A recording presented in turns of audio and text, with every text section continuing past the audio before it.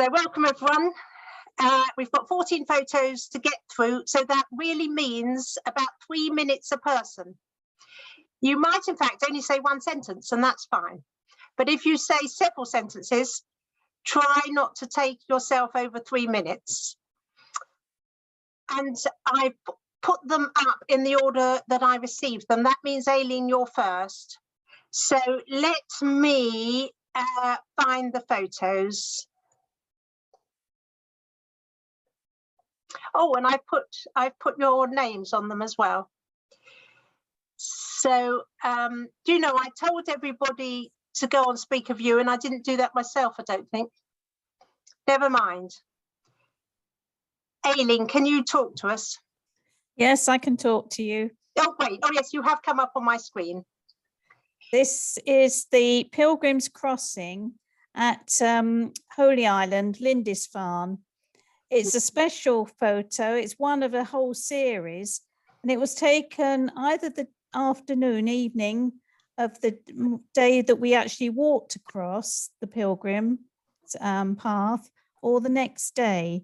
But that particular year was 2012, and it was almost a year after Roger had died. And I went with a group from the district, and we walked it when the causeway was open. We walked across the Pilgrim's route one way, and it's a wonderful memory, and that beautiful sunset.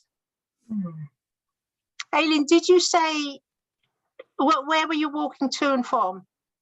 We were walking from the causeway, the start of the Pilgrim's Path, at the start of the causeway onto Holy Island, and walking back into Holy Island, because it's a tidal, so the causeway closes, and then you are marooned on the island. And I had 5 happy days there, and I've been back many times.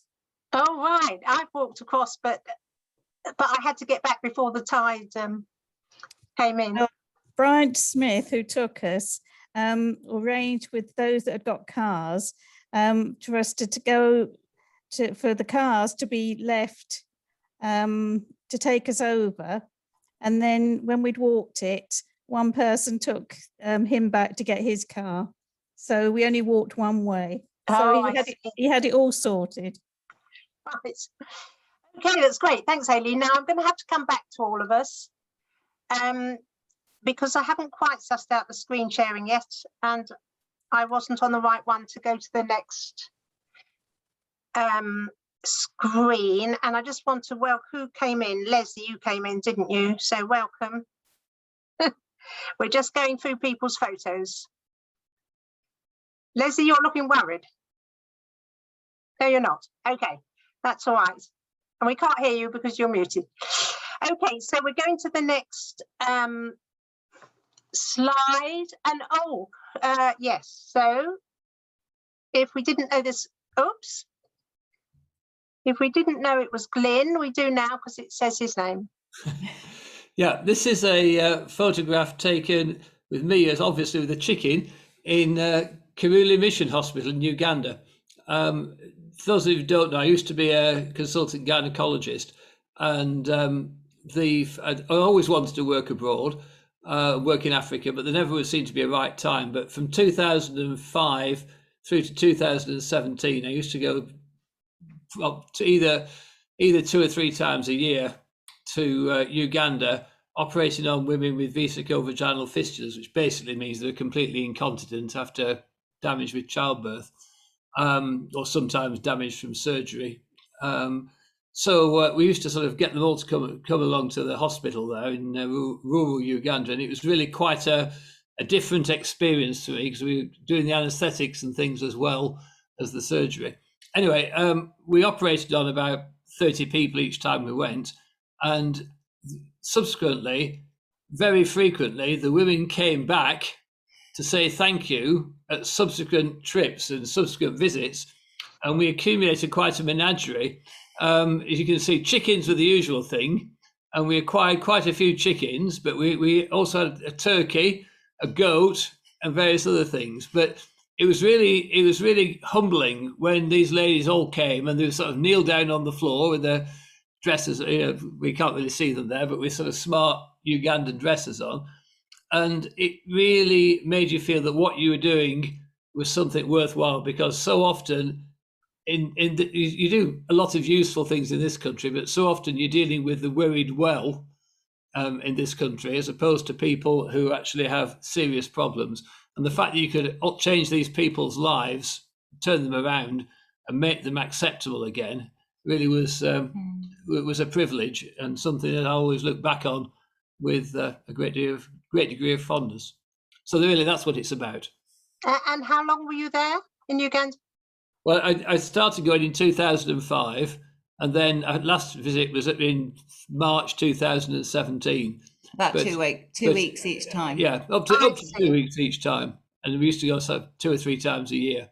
God, So it was quite a different view of life altogether, but one Yes, that yes. I wouldn't have missed for the world. sounds amazing. Okay, thanks, Lynn. Right, I think I'm sorted out now with the slides. So we'll go to the next one. Now, I didn't see Rosemary with us, actually. That means I've got to come back to see everybody again. Rosemary's not with us, is she? No, she usually comes, and she submitted that photo. But we will move on to the next one.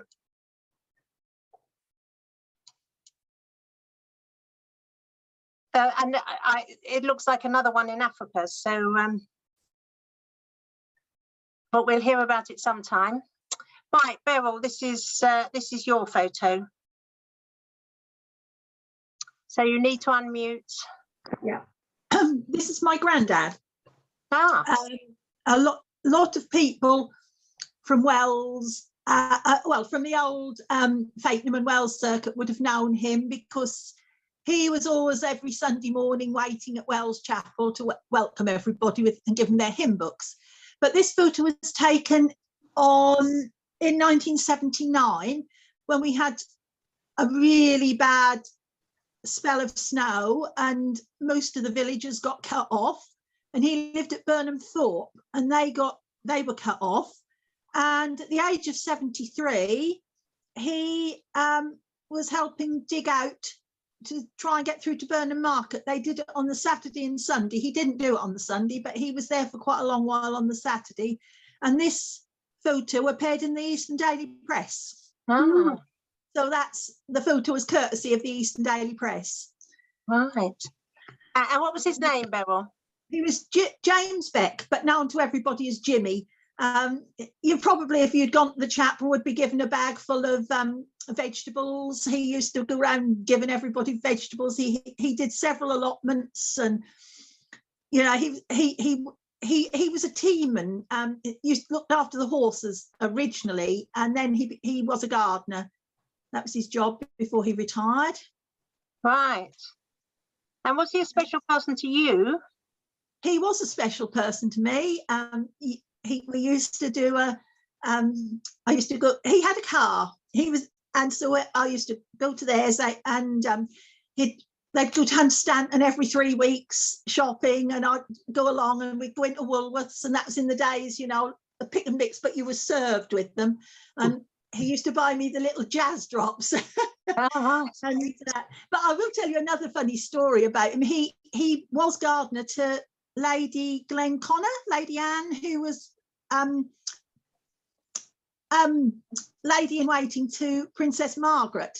And she's got her house at Burnham Thorpe, and she'd said to my granddad that Princess Margaret might come to stay at my house at some time. And one day when he was in the garden, he said this lady appeared in the garden, and she said to him, "Are you Mr. Beck?" And he said, "Yes." So she said, "Oh, you do work hard in the garden." And he said, "Oh, thank you."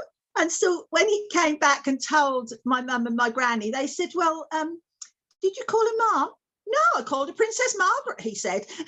And she went back and she told Lady Anne, she said, "Oh, your Mr. Beck is such a charming man." Oh, that sounds So, lovely. we never let him forget that. Yes, that sounds very special. And I think that's a cue for your daughter's photo, because there's royalty in that. So I'm going to go on to that one. So Kathy, Yes, is this you on the left? that's me on the left.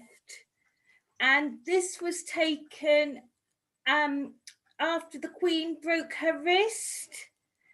And this was the first time she'd been seen out.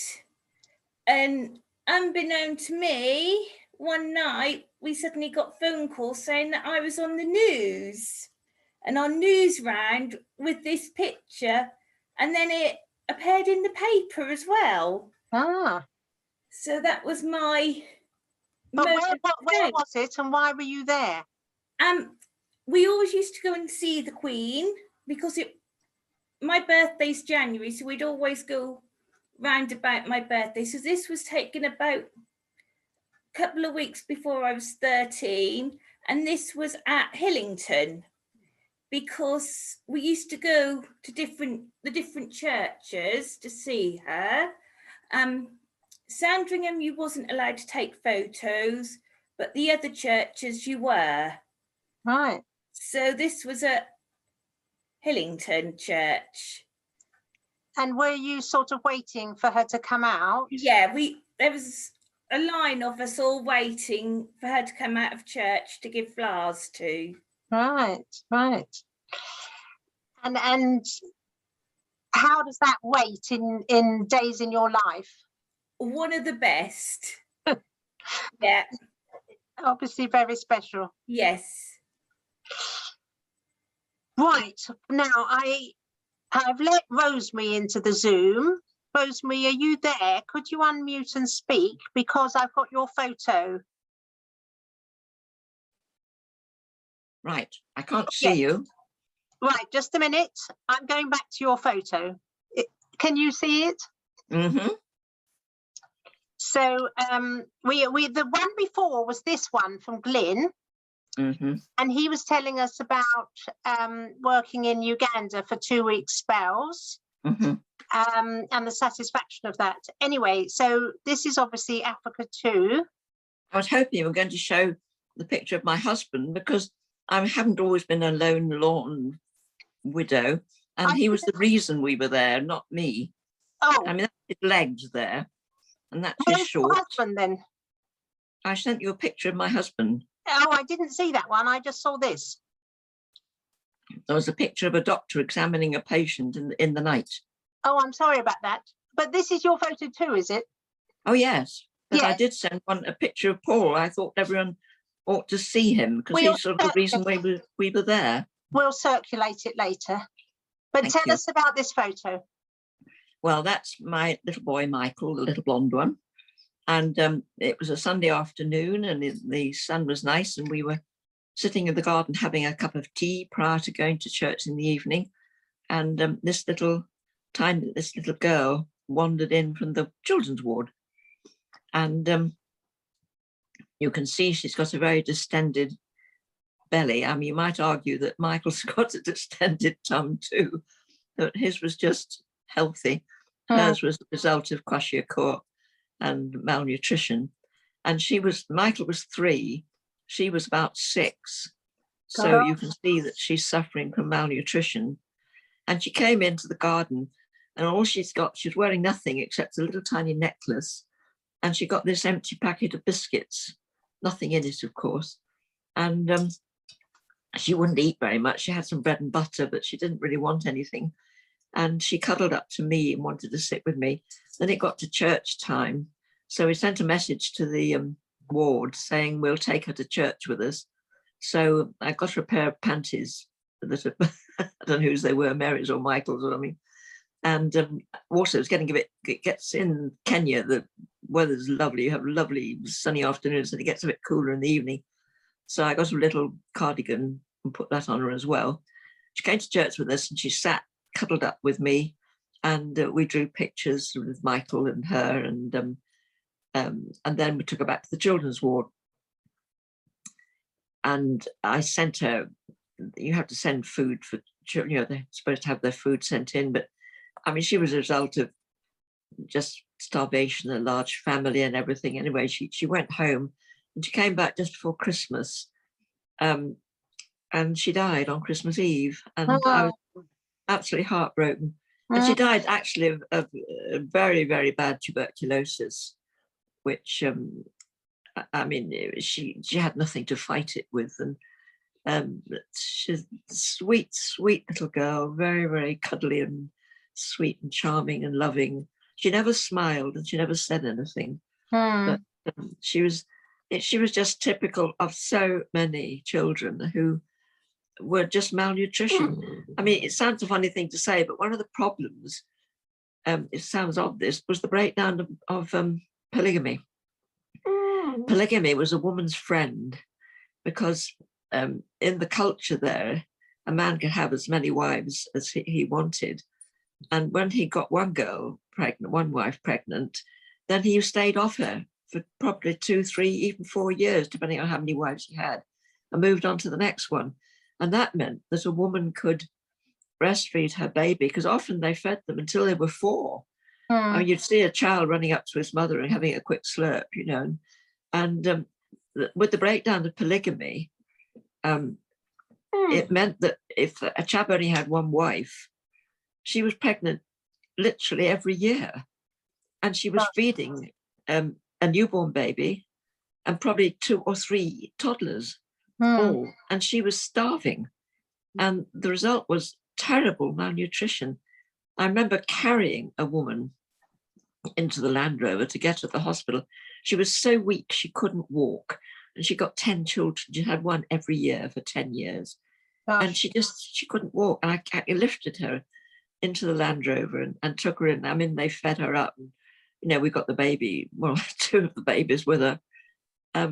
It was just terrible. I mean, and of course now it's even worse, because you can see all that lovely green grass, which was our grass, and now they're suffering appallingly from the lack of rain. They either got no rain and the ground just dies, or they're flooded.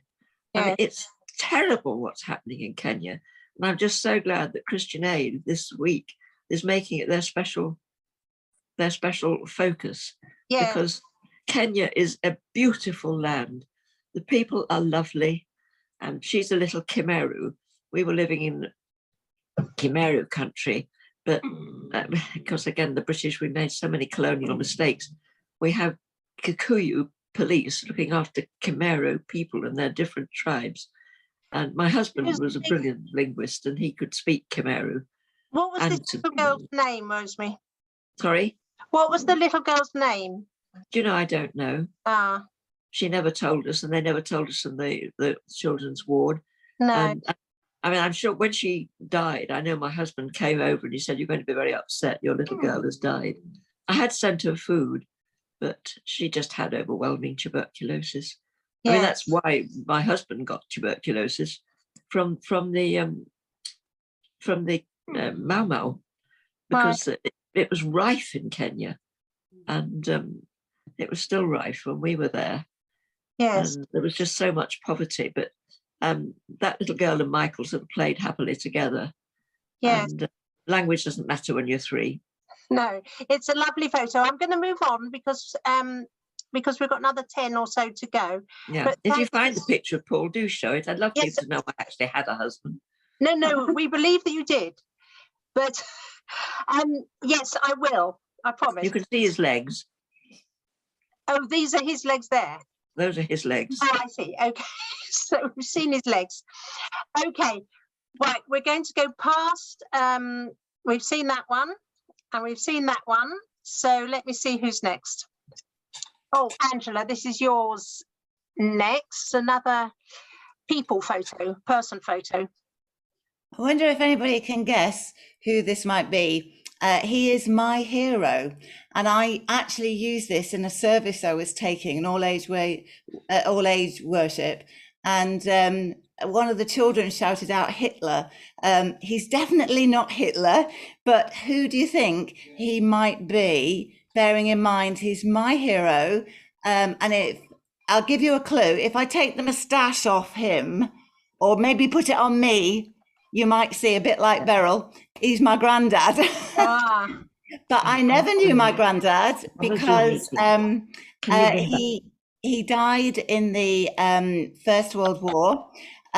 He was probably late 20s, and he was a Marine on a ship called HMS Vichner, and his ship actually caught a mine out in the just at the top of Scotland, that part of the Irish Sea into the Atlantic, really. And sadly, all lost on, in the on the boat. And in recent years, this boat has been found, or this ship has been found by some deep sea divers. And they actually showed on the news, I think it was, or if it wasn't, it was in a newspaper, the actual wreck at the bottom of the ocean, which was quite moving for me to see. Oh, gosh. But my dad was only about 6 months old when his father died, so he never knew his father. He died in 1915, so quite near to the beginning of the First World War. And my dad was 42 when I was born, hence the reason why my dad, I was going to say, if you work out the years, it might not tally, but it does, because he was very young and never knew his father. So, and that he was only married to my grandma for 7 years before she obviously lost him in the war. So that's my story of my hero, which is a bit of a sad one. But, I know that we'll meet again one day because he was a firm Christian. Yes. I'm asking everybody the names of the people you're showing. Did you say the name? No, his name was George Rowe, and my dad's name was George Rowe as well. Oh, right. Oh, well, it's lovely to see him. And he looks as though he would have been very nice to know. I think so, but I'm biased. Angela, thank you. I'm just coming back to the screen of everybody again.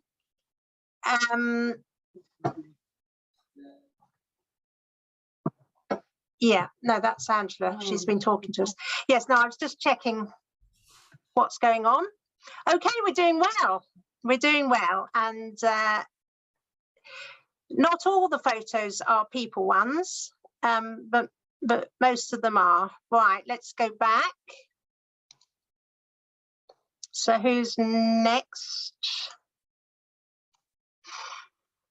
Doreen, you need to unmute and tell us, we can see you in the picture. This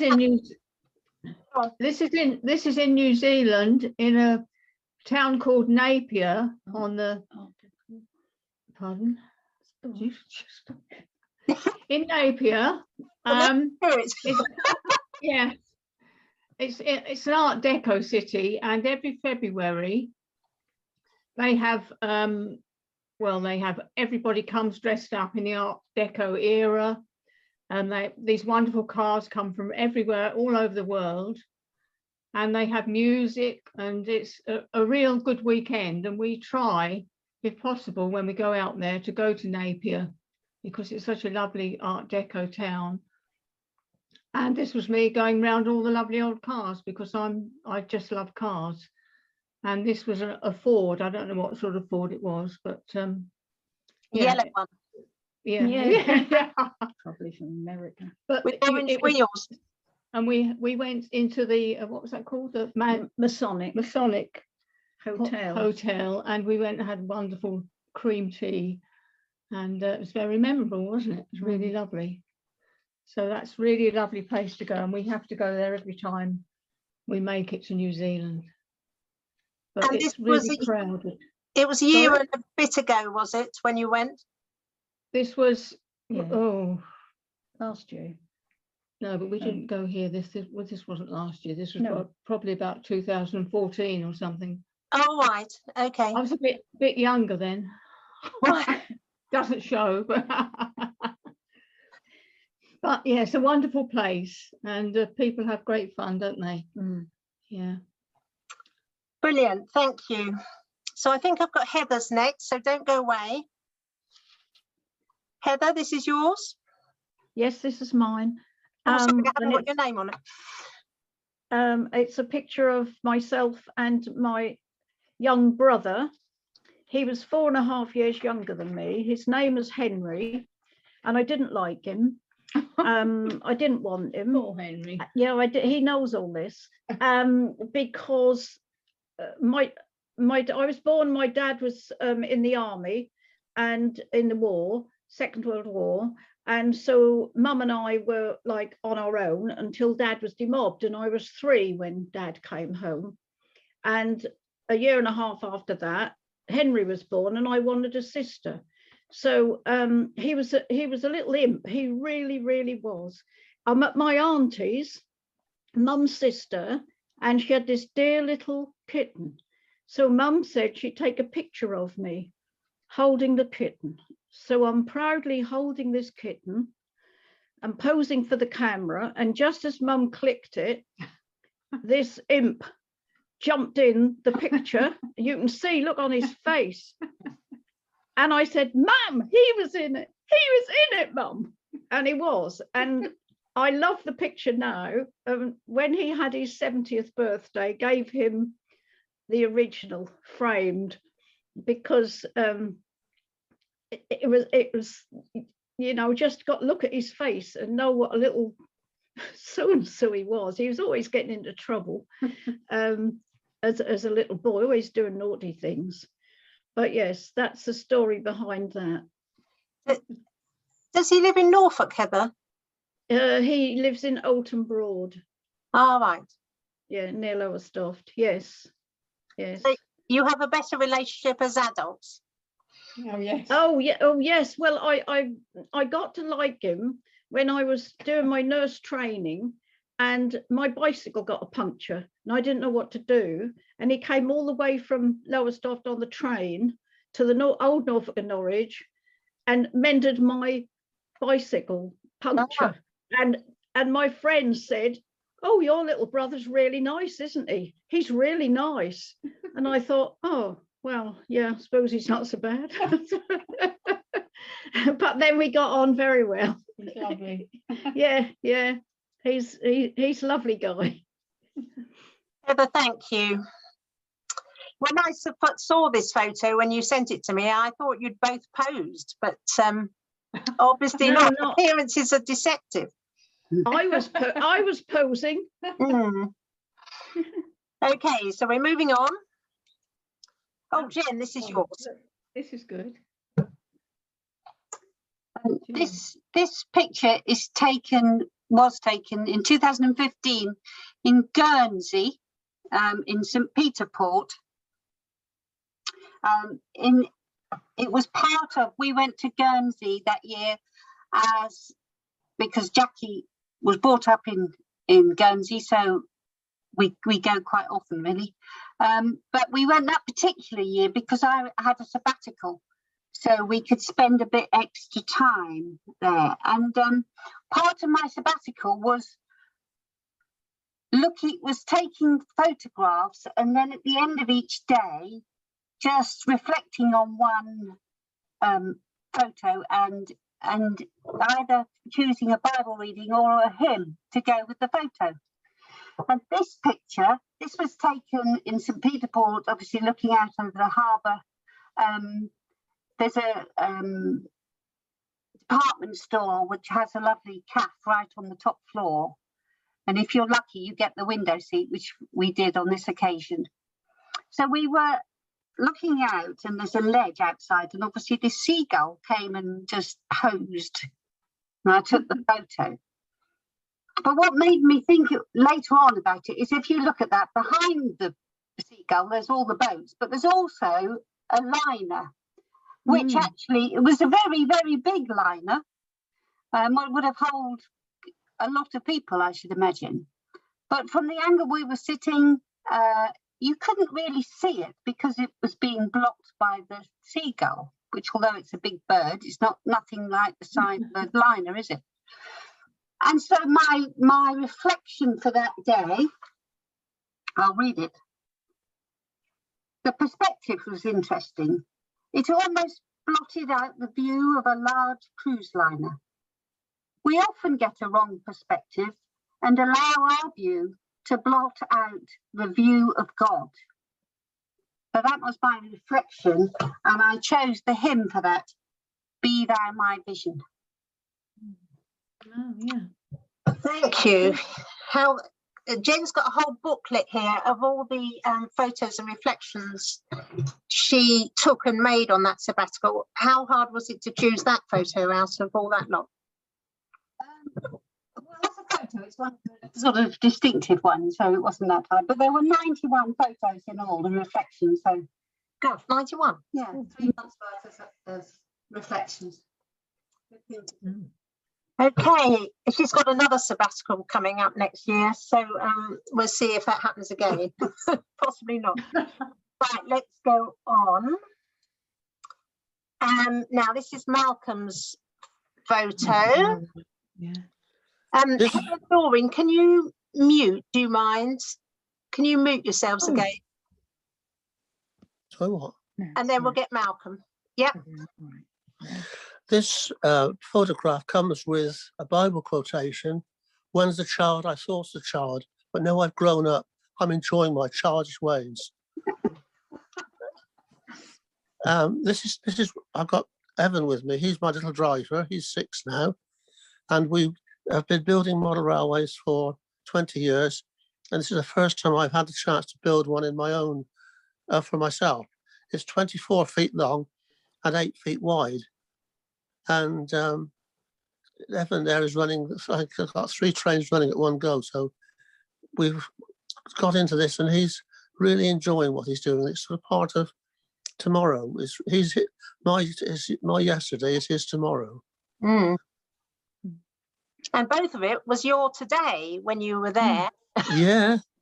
we have a wonderful, when he arrives, his first thing is, Grandad, we've got into the railway room.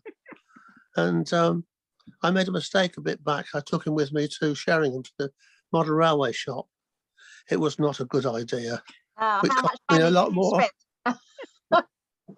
Well, it was on the card, so it didn't really matter too much.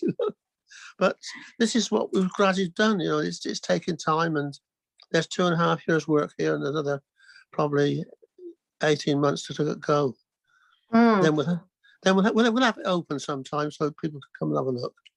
And He's the is only that- one of the grandchildren that has taken an interest. Ah. Where is So- the room? At Is the that bottom of the shed? garden. Yeah. Yeah. So it's a Yeah. man shed sort of thing with a. Yeah. Oh, it's a man cave and a Railway. half. The whole thing is actually 24 feet by 14, which is probably bigger than some people's bungalows. Right. Okay, thank you. And it's good to see your grandson. How many grandchildren have you got altogether? 6. Right. They're all wonderful, all precious, Of course.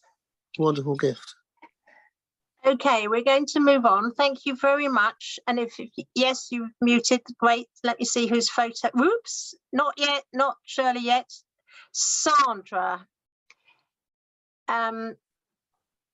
Sandra, are you with us? I am, yes. Really good. Oh, there you are. Yeah. Now, this is a lovely view, and I mustn't say anything about it before you said anything. So it's probably one you know well too. Well, yes, it does look familiar. Tell us about it. This is a lane in Swaffham called Greenhouse Lane, as in green house, not greenhouse. So the colour of the house. And it's become a very special path to us, and I expect lots of other people too. Became very special during lockdown because we used it quite a lot. We've seen it in all seasons, and we just think it's very special and very lovely. There's just loads to see every time you walk along, and lots to hear, lots of birds.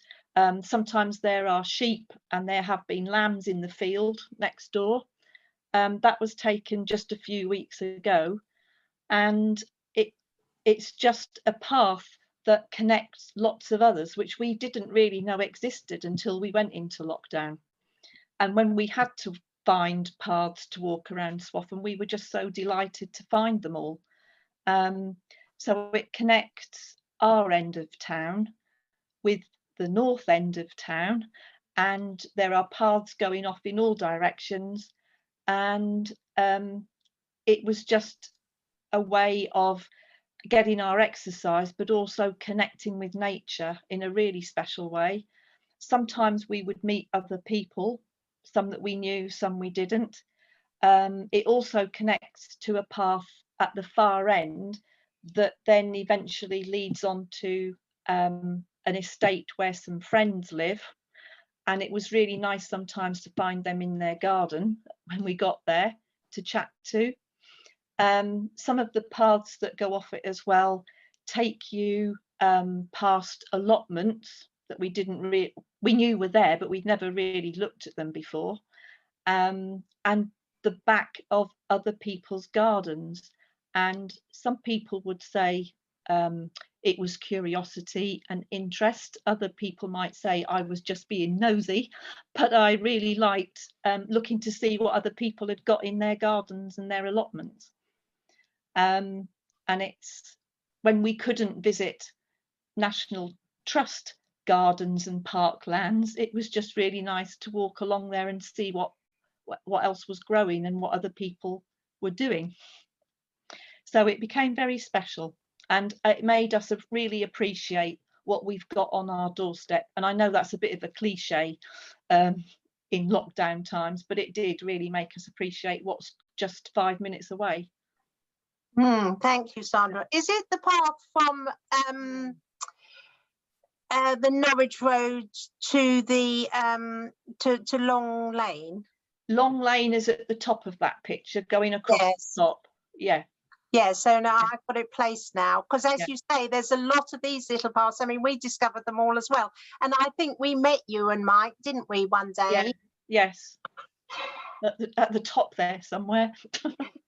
And because of social distancing, we were having to sort of get in the hedge. Yeah, you were in the hedge, I think, not us.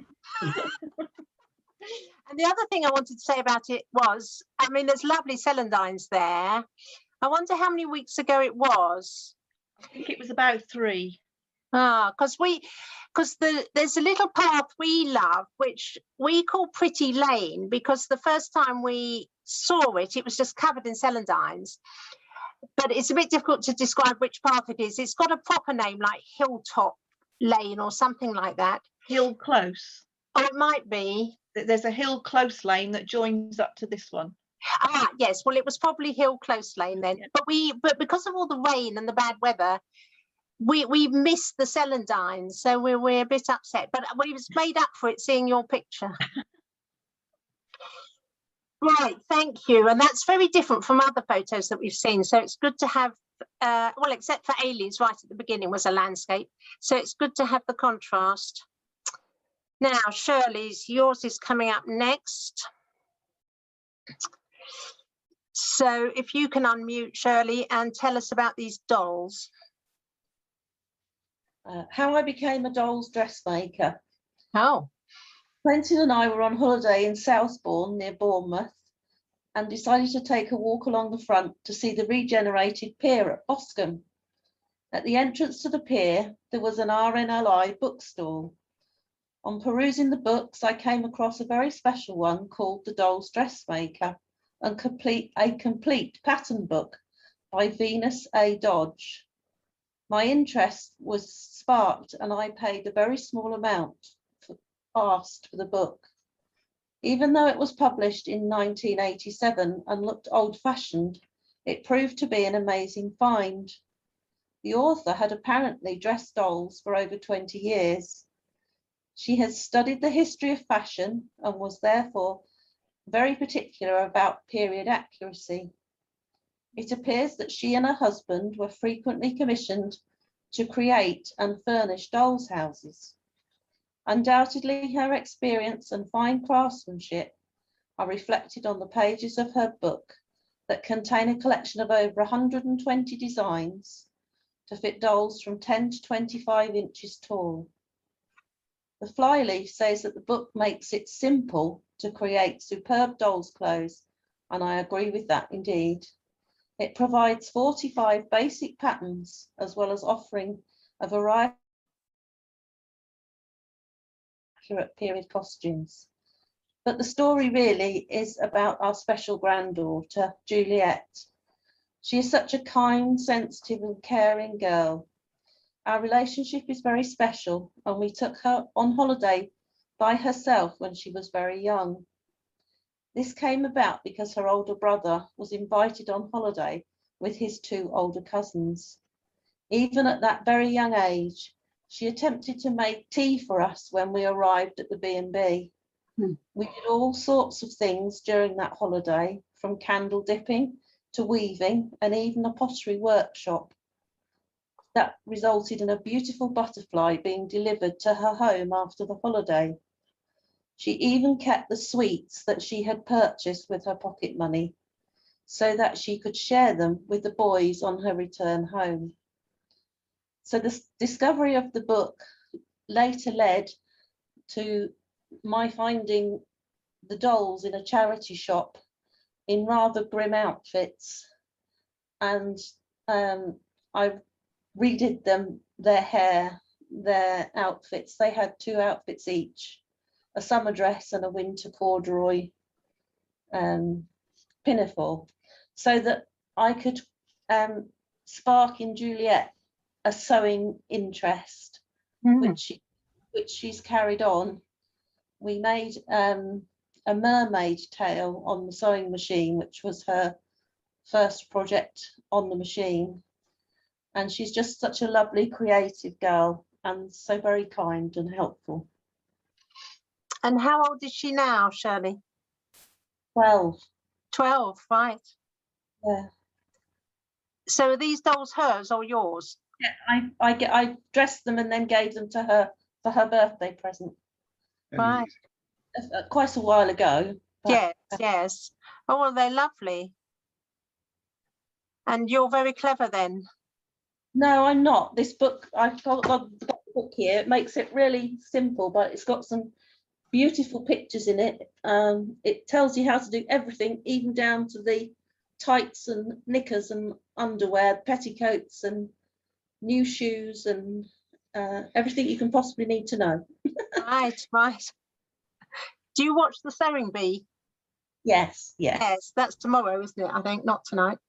Yes. Anyway, they've never had to make dolls' clothes on there, I don't think. Anyway, thank you very much. That's absolutely lovely. So, Quentin, I think yours is next. And this seems to be a car being driven down in a river. So, do tell us. There's a line in a prayer of dismissal that says, "May he," that is Christ, "bring you home rejoicing at the wonders he has shown you." Well, for several years, we enjoyed taking an annual holiday cruising along the non-tidal part of the River Thames. And on these journeys, we would often see things which you wouldn't see if you hadn't been cruising along the river at the right time. And the photograph you're looking at is a strange one. We've never, in the years we've been going along the river, seen it again, but this was photographed near Wallingford in Oxfordshire. And basically the chap who's driving the car, when he realized that I was trying to photograph him, immediately sped up. So there's more of a wash than was on the previous photograph that I took of the same scene. But Wallingford is a lovely place, a rural town, and lots of people like to go and visit it from the river, and we're among those people. And you would sometimes be able to get a mooring for an overnight stay, but there were risks as you approached Wallingford coming upstream very often in the summer, because for many years there was no real policing of what went on the single lane bridge across the river. And boys used to dare each other. There'd be a gang of boys, maybe a dozen of them, on the bridge and daring each other to jump into the water. But that, apart from the hazard involved and the foolhardiness of them doing so, was also amplified by more devious behavior and perhaps dangerous to other people, because they would drop things from the bridge onto people and the boats passing underneath. And this caused a lot of trouble. For many years, nothing seemed to be done about it. And then one year we noticed that they weren't there anymore. And obviously the police and the local authority must have taken action finally after all the complaints. So that was quite an interesting place to visit, and a popular place, but it had certain risks associated with it for many years. But in the same location, almost identical location, I also took a photograph of two people who were in a very different vehicle to that, and it was a coracle. For those people who don't know what a coracle is, it's a very small, simple, lightweight boat that's often in the shape of a circular shaped boat, and very lightweight, a wooden frame and covered with a waterproof membrane. And these people had obviously made these themselves, and they were trying them out. So it was quite a contrast to see that.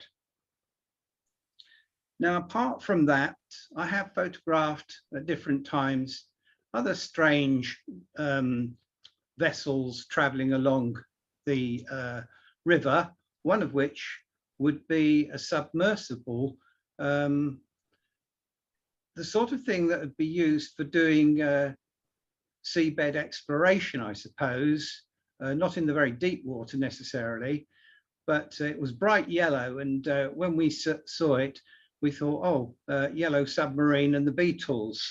But a very strange place to have to live on if you were taking a holiday on it, which it seemed like there was a man, a woman, and a baby. So well, that was a bit of a strange one. The last thing that I wanted to talk to you about was the rather luxurious boathouse that is moored near Marlow Bridge. So if you ever go to Marlow in Buckinghamshire, supposing it's still there, because I'm talking about a few years ago now, there is the most wonderful modern sun boathouse in somebody's garden, a magnificent property, the opposite side of the river to the park. And it's obviously a place that they've decided to moor their garden summer house, or whatever you would like to call it. And it's floating in their little alcove there. So that is quite an astonishing thing to see. Quentin, can I ask you about this? Is that really a car, or is it a boat? That is a car. I And mean, I how think can it be doing that? I thought when I first saw it that it was a Triumph Herald Vitesse, but then sometime later, after I'd photographed it, I came across signed framed copies, obviously produced by the guy whose car it is, which were available for sale at quite a substantial sum of money. So that's why he wasn't keen for me to photograph him, I suppose. And in that, I have a feeling that he told you that the car was something perhaps a bit more at market than a Triumph Herald Vitesse. I think he was suggesting it was a Sunbeam Alpine that had been perhaps produced specially. It's the little wings on the sides to the rear of the car are really quite different to what I remember of the Sunbeam Alpine. So I don't know what other people think, but yeah, obviously it had been very carefully transformed from being a car into a boat. And of course, one of the Bond films did that with an Aston Martin. Oh yes, it did. Yes, Quentin, there's just time for me to share mine if I go on, but that's fascinating, and it's lovely to hear about the river at Wallingford there and to see that amazing car. So thank you. Right, there's just the one photo left, and I think it's mine. Oh yes, it is. It says Jackie, so it must be. So this photo, when I first got into digital photography in about 2004, I discovered how amazing it was to take photos and put them on a computer and be able to crop them, and how clear they were and how easy it was to do. And I started to take photos that I would use on cards and use in various ways. And there were just 2 or 3 photos that I took, well, maybe perhaps half a dozen, which felt very special indeed, and were like, it was like a gift. They were given to me. Now, this is one of those photos, and you may wonder why that is, but I'll just tell you the story. In 2006, I spent 10 months on the island of Iona, working for the Iona community.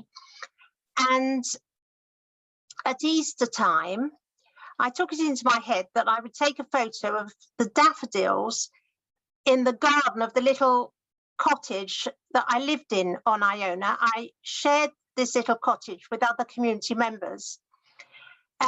In fact, the other week, Rosemary showed us a cross of hers that was made by Alexander Ritchie. And this was Alexander Ritchie's cottage that we lived in, but that's by the by. Anyway, so I went into the garden. I found the daffodils and the tree behind. I put my camera on the ground so that I wasn't looking through the viewfinder. I just put my camera on the ground upwards at the daffodils and took several photos. Then I put them on the computer. I looked at what I'd taken. I chose what seemed to be a nice one. I cropped it. I put it on a card and I sent it out as my Easter card to family and friends. Well, later on, my mother phoned me up and she said, "Thank you so much for the Easter card.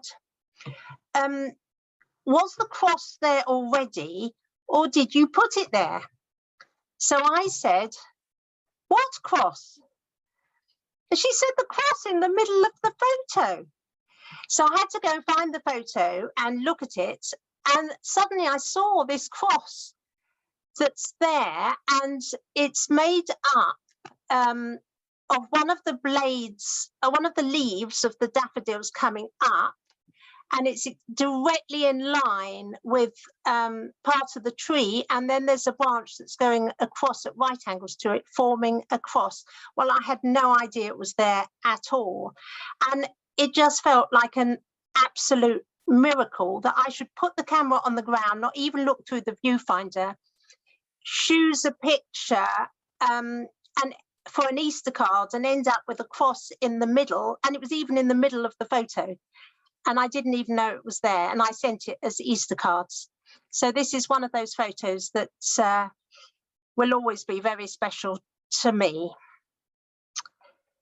So it's 5 to 8 and we've got through our 14 photos.